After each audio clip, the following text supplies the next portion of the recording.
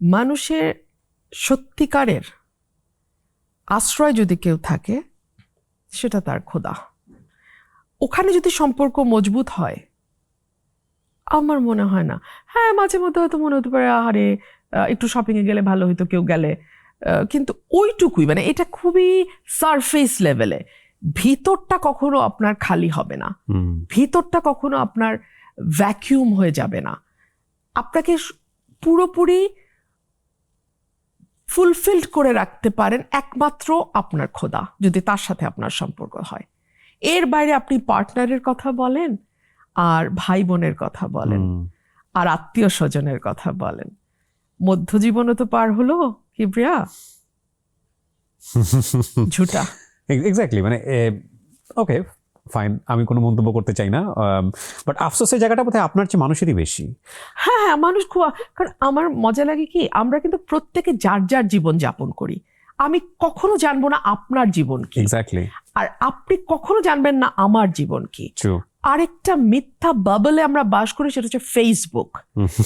যেই কাপলের সবচেয়ে হাসি খুশি ছবি আজকে ছাপা হচ্ছে ফেসবুকে, সেই কাপলে রাতে কাঁদতে কাঁদতে আমাকে ফোন দিয়ে বলছে যে ডিভোর্স দিতে চাই, কিভাবে করব, প্রসেস কি, দেনমোহরের টাকা নেব না, জেদাজেদি, বাচ্চার কাস্টাডি কিভাবে নেব, বাচ্চার বয়স 14, বাবা পাবে না, মা বাবা। আমি একদম জীবন দেখে আপনাকে বলছি। তারপরে যখন আমি করি না সাধারণত, মাঝে মধ্যে খুব কাছের কেউ হলে বলি, এই যে ছবিগুলো, এগুলো প্রতি আজকে সকালেও তো দিলা, ওটা দিতে হয়, মানুষকে বোঝাতে হয়। সো আমরা এত ফেইকে বাস করি না কিবরিয়া, এটা ভীতিকর। আমার কাছে মনে হয় যে একটা মানুষের সাথে থেকে একা হওয়া আর একা থেকে একা হওয়া পরেরটা অনেক স্বস্তিদায়ক। For better, true. দায়িত্ব বেড়ে গেছে, এলাকার মানুষজনের প্রতি কমিটমেন্ট আছে। কি করতে চান আপনি আপনার জায়গাটা থেকে? লাইক থাকেন একটা সিগনেচার ওয়ার্ক করে যাওয়া ব্রাহ্মণবাড়িয়ার জন্য, যে আসন থেকে আপনি নির্বাচিত হয়েছেন। আমার এলাকায় দুটো ইউনিয়নের কথা আপনাকে বলি, ওরাইল আর পাকশিমুল। এখানে যোগাযোগ ব্যবস্থা, যাতায়াত ব্যবস্থা বলতে কিছু নাই। আমি নামগুলো বলি এই কারণে যে আমার ভোটাররা খুব খুশি হয় নামগুলো বললে। আচ্ছা, রানীদিয়া, রাজাপুর, কাকরিয়া, ধোবাজাইল, ধামাউড়া, কোনো রাস্তা নাই। পাকশিমুল, জয়দরকান্দি, তেলিকান্দি, কোনো রাস্তা নাই। ওদের একটাই চাওয়া, আপা কোনো মতের একটা রাস্তা করে দেন। ওকে। আমার নির্বাচনী এজেন্ডার এক হচ্ছে আমাদের যোগাযোগ ব্যবস্থার একটা পরিবর্তন আনা। 2 হচ্ছে আমি লোকাল স্বাস্থ্যকেন্দ্রগুলোতে আমি ভিজিট করা শুরু করব এই রমজানের পরেই, এবং সেখানে ডাক্তার এনশিওর করা, ওষুধ এনশিওর করা। কমিউনিটি ক্লিনিকগুলোকে আমি আবার চালু করার চেষ্টা করব, সো দ্যাট অ্যাটলিস্ট বেসিক ট্রিটমেন্টটা প্রত্যেকে যার যার এলাকায় পায়। স্কুল, কলেজ, মাদ্রাসাগুলো আমি চেষ্টা করব আর একটু বেটার সার্ভিস যেন আসে, একদম সার্ভিস বেসড, মানে আমি বলতে চাই যে কল্যাণমূলক একটা সেবা আমি সেটা দেওয়ার চেষ্টা করবো। বিকজ আইডেন্টিটি পলিটিক্স তো আমি করি না, আমার কাজই হচ্ছে ওয়েলফেয়ার পলিটিক্স। কঠিন, কিন্তু ওই চেষ্টা আমি করব। আর আমার এলাকার মানুষ আমাকে অনেক ভালোবাসা দিয়েছে। ডেফিনেটলি দে আর। আমি সারা দেশের মানুষের কাছে কৃতজ্ঞ, এবং আমার এলাকার মানুষের কাছে এত ভালোবাসা। আমার ইলেকশন করার কারণে 200-র উপরে নেতাকর্মী বহিষ্কার হয়েছে, এবং ধরুন এই নেতাকর্মীগুলো তো 17 বছর নির্যাতিত। এটা চিন্তা করেন, 17 বছর, এরপরে আবার বহিষ্কার, দল ক্ষমতায় আসতেছে। একটা ছেলে যদি মনটা খারাপ করতো, আমি ভেঙে পড়তাম, কারণ ওর কাছে তো আমার নৈতিক দায়বদ্ধতা। আমি অনেককে বলেছি, আব্বু তোমার যদি মনে হয় যে আমার ইলেকশন করলে তোমার সমস্যা হবে, আব্বু তুমি করো না। আপা আমি ইলেকশন করব। আমার কোন আত্মীয় করেছে? কে করেছে আমার জন্য এত? কেউ তো করে নাই। যাদের জন্য আমি অনেক করেছি, তারা তো প্রথম দফাতে হাত মুছে ফেলছে। আমরা এটাকে বড় করে দেখতে চাই। এই ভালোবাসার প্রতিদান আপনি যেন দিতে পারেন, সেটার জন্য অনেক শুভকামনা। হাস কিভাবে হলো বলেন তো, এই যে মার্কাটা, এটা কোনো স্টোরি আছে? আমরা ফিউচার দেখি না, কিন্তু কেউ তো একজন আছেন যিনি ফিউচার ঠিক করেন, তাই না? হ্যাঁ, ডেফিনেটলি। হাঁস তো আমি ছোটবেলা থেকেই পালি, হাঁস মুরগি কবুতর আমি বলছিলাম পেট দিয়ে বড় হয়েছি। আমি যখন 5th অগস্টের পর একটা বাড়ি আমি নিলাম, আগের বাড়িটা ছিল অ্যাপার্টমেন্ট, তো 5th অগস্টের পর আমি একটা বাড়ি নিলাম যেটা সামনে জায়গা আছে। আচ্ছা, সো ওখানে আমি হাঁস মুরগি পালা শুরু করলাম, হাঁস খাওয়াই, ভিডিও দেই, সেটা একদম মিলিয়ন ভিউ হয়ে যায়। হাঁস এসে আমার বিছানার মধ্যে ঘুমায়, ওইটারও ছবি দেই। কেন দেই আল্লাহ ভালো বলতে পারে। এত প্রাইভেট ছবি আমি দেই না, এত প্রাইভেট ছবি কিন্তু কিবরিয়া আমি দেই না। আমি আমার আত্মীয় স্বজন বা মায়ের সাথে ছবিও খুব কম আছে, একটা বা দুইটা। ওইটা হাঁস আমার কাঁধে উঠছে, ওই ছবি যে আমি কেনই আপলোড করলাম, কেনই এটা নিয়ে সারা বাংলাদেশে এত হাসাহাসি তোলপাড় আলোচনা, তো আল্লাহ সেট করছে, আমি জানি না। সো এটাই আপনার প্রচারণা হয়ে গেছে, আপনার নিজের মার্কার জন্য প্রচারণা করতে হয় না, কিছু করতে হয় নাই। Wow, Kibria I didn't even think twice যে আমার মার্কা কি হবে। মানুষ ঠিক করে দিচ্ছে হাঁস হবে আমাদের মার্কা। That's true. এবং একটা টক শোতে আমি মুখ ফসকে বলে ফেলছিলাম যে শীষ হোক আর হাঁস হোক, নির্বাচন তো আমি করবই।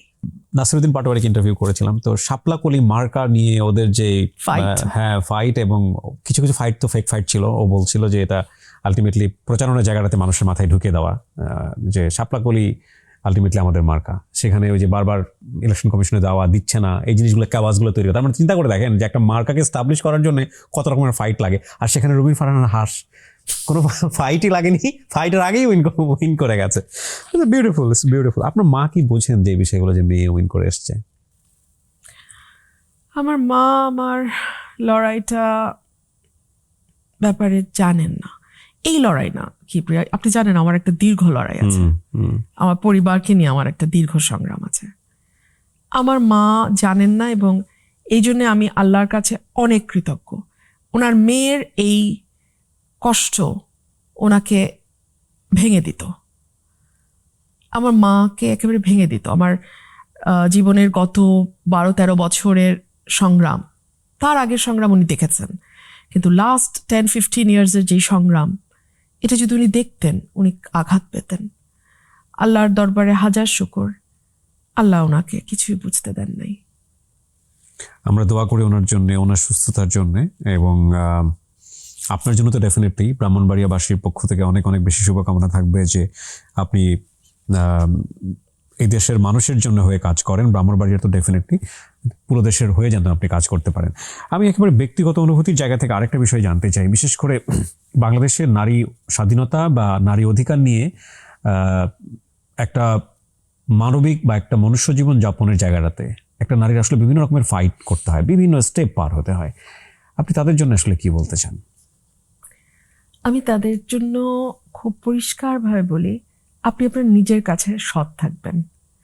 আপনি আপনার, আল্লাহ প্রত্যেকটা মানুষকে কিছু না কিছু দেন, সবাইকে। আপনাকে আল্লাহ কি দিয়েছেন আপনি ওটা খুঁজে বের করেন। আপনি আল্লাহর উপর ভরসা রাখেন, এবং যা আপনাকে দেয়া হয়েছে আপনি সেটাকে আরো আরো ক্রমে ক্রমে আরো উন্নত করেন, আরো সুন্দর করেন, এবং আপনার সেই গুণটাকে ভরসা করে, আল্লাহর উপর ভরসা করে আপনি পরিশ্রম করেন। আপনি দেখবেন আপনাকে পেছনে তাকাতে হবে না। আর পরিবারের প্রতি আমার একটা অনুরোধ থাকবে, একটা মেয়ে, ওর সবচেয়ে বড় সাপোর্ট ওর পরিবার। একটা মেয়ের দ্বিতীয় জীবনে যে পরিবারটা আসে সেটার উপরে কোনো হাত আমাদের কারো নাই, কিন্তু তার প্রাথমিক যে বাবা মা ভাই বোনের পরিবার, সেই পরিবারটার কাছে আমার অনুরোধ থাকবে, আপনার সন্তানকে আপনি শিক্ষিত করেন, অ্যাট এনি কস্ট আপনি শিক্ষিত করেন।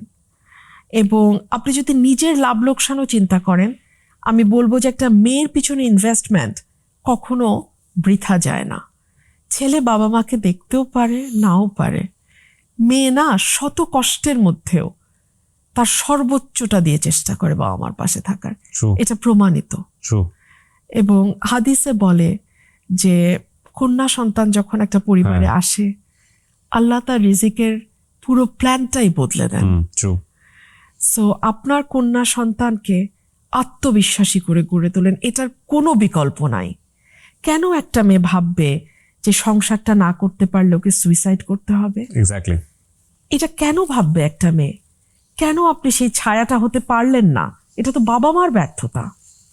আমার জীবনে আমি হোঁচট খাইনি, হ্যাঁ হয়তো পার্টনার নিয়ে হোঁচট হবে কেন, জীবনে হাজার কোটি রকম হোঁচট হয় আমাদের, সবকিছু তো আমরা আসলে প্রেম বিয়ের বাইরে ভাবতে পারি না।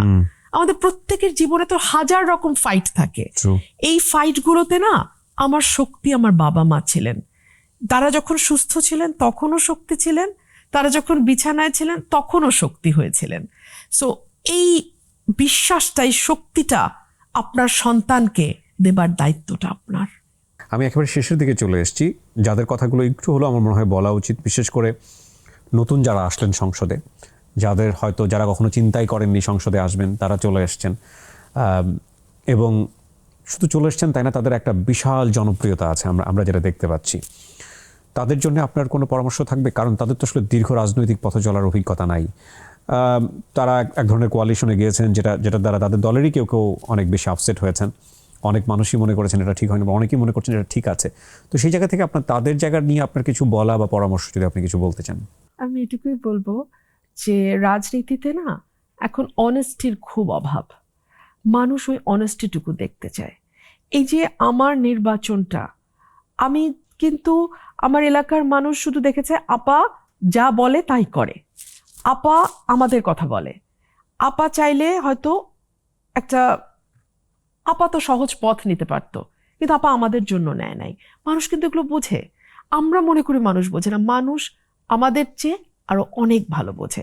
সো আপনাদের মধ্যে যদি ওই অনেস্টিটা থাকে, ফিনান্সিয়াল অনেস্টি, পলিটিক্যাল অনেস্টি, নিজের কাছে নিজের অনেস্টি, এই তিনটা জিনিস যদি থাকে, অপ্রতিরোধ্য শক্তি হিসেবে বাংলাদেশে নতুন প্রজন্ম রাজনীতিতে কিছু জায়গা আমরা অলরেডি দেখছি। কিন্তু আমি স্পষ্টভাবে হাসনাত আব্দুল্লাহর কথা বলতে পারি। আমি দেখলাম ও একটা প্রেজেন্টেশন দিয়েছে, এই যে খেজুর নিয়ে পুরো বাংলাদেশ তোলপাড় হয়ে যাচ্ছে রিসেন্টলি, যে এবং অনেকেই বলছে যে এত বছর 54 বছরের খেজুর কই, আমার ভাগের খেজুর কই। সো একজন কিন্তু অনেকের জন্য কঠিন করে দিচ্ছেন আসলে রাজনীতির জায়গাটা। এবং নট অনলি দ্যাট, আমি যদি ভুল না বলে থাকি, বিএনপি কিন্তু এরকম একটা অ্যানাউন্সমেন্ট করে এসছে, তারা ভ্যাট ট্যাক্সের গাড়ি নেবেন না বা এরকম ব্যাপার স্যাপার, যেটা তো it's a huge business actually, এবং সেই জায়গাটা তারা বন্ধ করে দিয়েছেন। সো অনেস্টির জায়গাটা যদি আমরা এনশিওর করতে পারি, আমরা মনে করি যে রাজনীতির জায়গাটা পরিবর্তন হয়ে গেলে পুরো বাংলাদেশটাই অনেক সময় পরিবর্তন হয়ে যাবে। সো রুমিন, আমি আপনাকে ধন্যবাদ জানাই। আপনার সঙ্গে আমার বারবার বসা হবে, এবং এটা শুধু সেকেন্ড টাইম না, আমি চাই আপনার সঙ্গে আরও বসতে, আরও নতুন কোনো একটা অধ্যায়ে ইনশাআল্লাহ। আপনি ভালো থাকবেন, সুস্থ থাকবেন, আপনার জন্য অনেক শুভকামনা থাকছে। আপনি আমার জন্য দোয়া করবেন, এবং আমার দর্শক শ্রোতাদের কাছেও আমি দোয়া চাইছি, আল্লাহ যেন আমার 5 বছর সহজ করে দেন, আমার এলাকার মানুষের স্বপ্ন যেন আমি পূরণ করতে পারি।